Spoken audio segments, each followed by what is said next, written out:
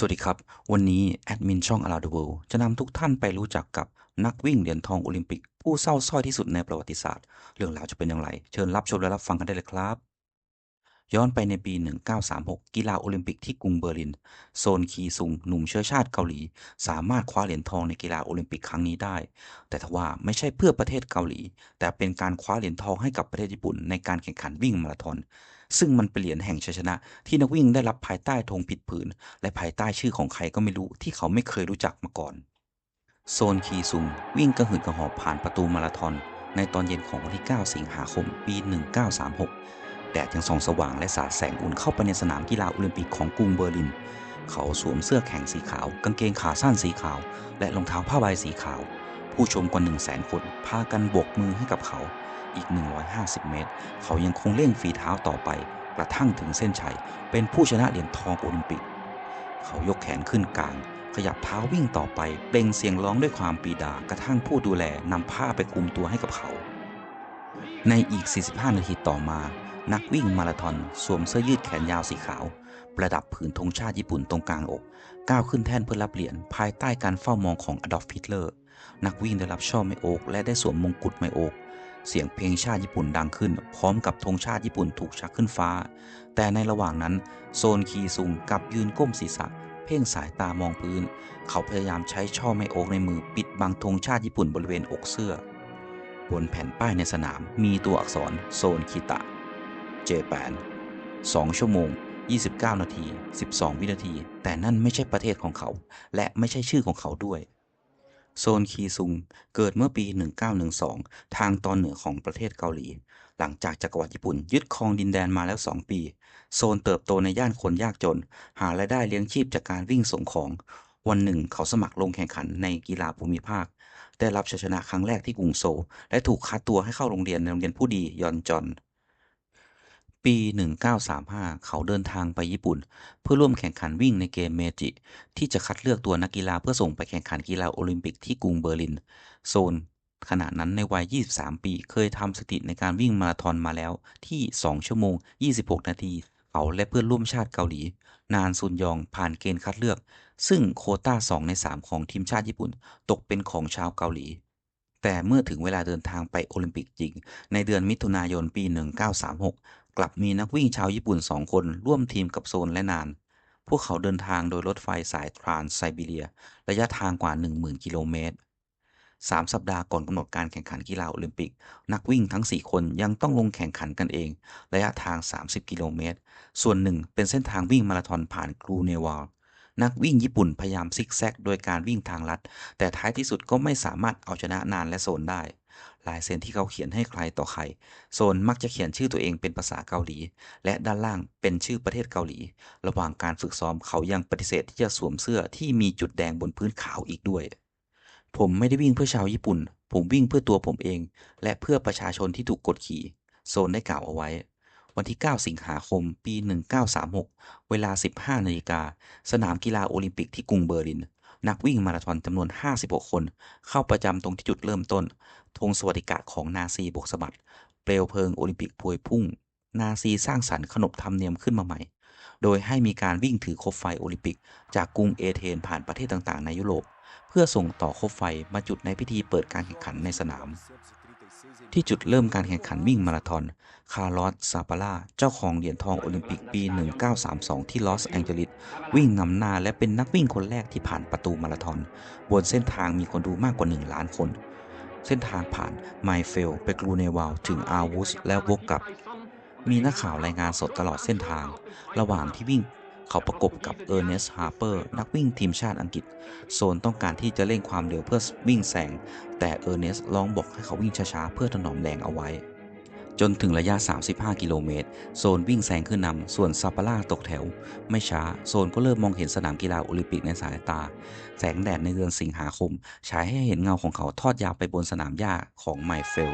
เขาวิ่งเลี้ยวเข้าสนามผู้ชมต่างพากันลุกขึ้นเป็นที่ชัดเจนแล้วว่าเขาใช้เวลาวิ่งน้อยกว่า 2 ชั่วโมงครึ่ง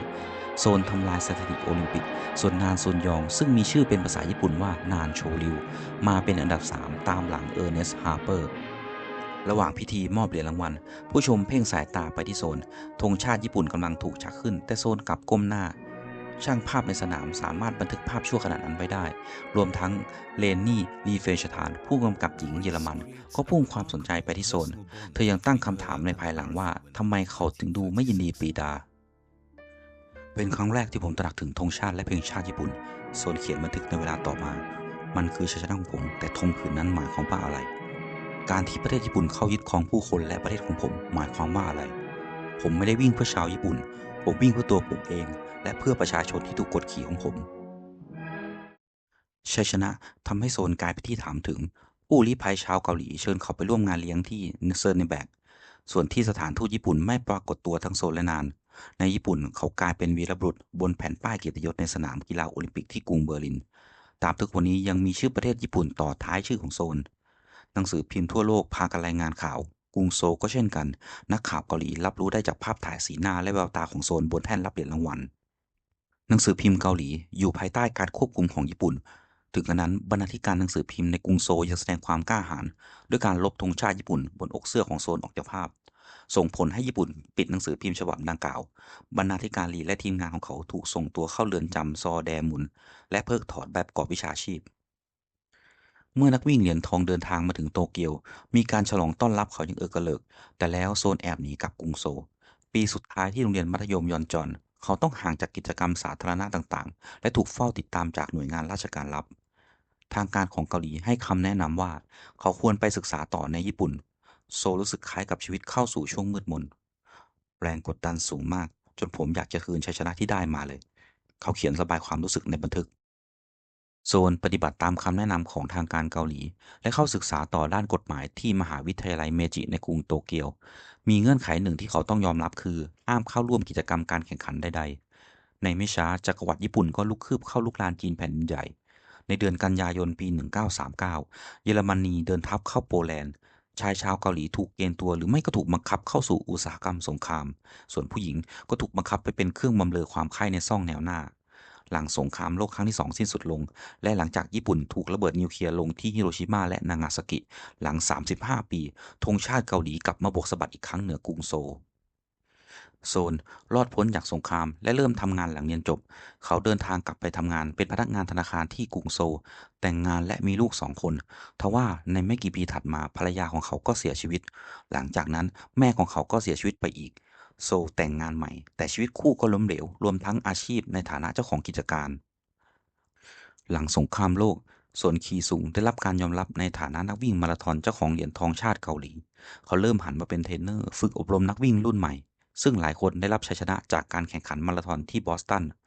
หลังสงครามเกาหลียุติลงโซนได้รับเชิญจากที่ต่างๆทั่วโลก รวมทั้งในปี 1956เขากลับไปที่กรุงเบอร์ลินอีกครั้ง มันเหมือนภาพย้อนอดีตในหนังเลย กับเส้นทาง 42.195 กิโลเมตรที่ผมวิ่งพร้อมกับเพื่อนๆและธงชาติญี่ปุ่นบนอกเสื้อเขาได้กล่าวเอาไว้ การไปเยือนกรุงเบอร์ลินครั้งนั้นเขาได้พบกับเลนนี่รีเฟนชทานผู้หญิงเยอรมันที่บันทึกภาพความทรงจำของเขาไว้ทั้งหมดทั้งสองติดต่อสื่อสารกันทางจดหมายหลังจากนั้นนานนับสิบปีและมีโอกาสได้พบกันครั้งหนึ่งที่บ้านของเธอในกาเมนพาร์เทนเชเชและอีกครั้งหนึ่งในมิวนิกระหว่างการแข่งขันกีฬาโอลิมปิกปี1972รีเฟนชทานตัดต่อหนังโอลิมปิกของเธอเป็นเวอร์ชั่นขนาดสั้นมอบให้กับเขา โซนคีซุงมีอายุ 90 ปี ตอนเขาเสียชีวิตในปี 2002 ด้วยโรคปอดอักเสบ หลังจากปี 1936 เขาไม่มีโอกาสได้วิ่งลงแข่งขันที่ไหนอีกเลย มีเพียงครั้งเดียวเท่านั้นที่เขาวิ่งในที่สาธารณะ คือในช่วงกีฬาโอลิมปิกปี 1988 ที่เกาหลีใต้เป็นเจ้าภาพ วันที่ 17 กันยายน ปี 1988 งานพิธีเปิดจัดขึ้นที่สนามกีฬาโอลิมปิกที่กรุงโซลการปราศรัยของประธานจัดงานสิ้นสุดลงผืนธงโอลิมปิกชักขึ้นยอดเสานกพิราบสีขาวถูกปล่อยให้โบยบินเครื่องบิน5 ลำขับวนและพ่นสีเป็นวงกลมสัญลักษณ์โอลิมปิกบนท้องฟ้ามีผู้ชายคนหนึ่งวิ่งเข้ามาในสนามกีฬาเขาสวมเสื้อกีฬาสีขาวกางเกงขาสั้นสีขาวถุงเท้าสีขาวในรองเท้าผ้าใบสีขาวมือข้างขวาของเขาสวมถุงมือสีขาวถือคบไฟกีฬาโอลิมปิกและเส้นผมของเขาก็มีสีขาวเช่นเดียวกันแต่ครั้งนี้ฝีก้าวของเขาสั้นกว่าเมื่อ52 ปีก่อนเขายกแขนขึ้นสูงกวัดแกว่งคบไฟไปมาท่ามกลางเสียงปรบมือจากผู้คนในสนาม ผู้สื่อข่าวหลายชาติหลายภาษาบรรยายเกี่ยวกับนักวิ่งถือโคมไฟโซนคีซุงนักวิ่งมาราธอนเหรียญทองโอลิมปิกปี 1936 รับช่วงถือโคมไฟในระยะ 100 เมตรสุดท้าย ในที่สุดเขาก็มาถึงแล้ว นี่คือเรื่องราวของนักวิ่งผู้ยิ่งใหญ่ ที่ไม่มีโอกาสได้เป็นตัวของตัวเองและในวันนี้วันที่9สิงหาคมปี2024ก็เป็นวันครบรอบ88ปีที่โซนคีซุงชนะเลิศและได้เหรียญทองโอลิมปิกเรื่องราวที่แอดมินแนะนำเสนอไม่ได้มีเจตนาสร้างความเกลียดชังแต่อยากสะท้อนให้เห็นถึงความรักชาติความมุมานะอุตสาหะของคนคนหนึ่งหากทุกท่านชอบบทความที่แอดมินนำเสนออย่าลืมกดไลค์กดแชร์กด Subscribe เพื่อเป็นกำลังใจให้แอดมินด้วยนะครับ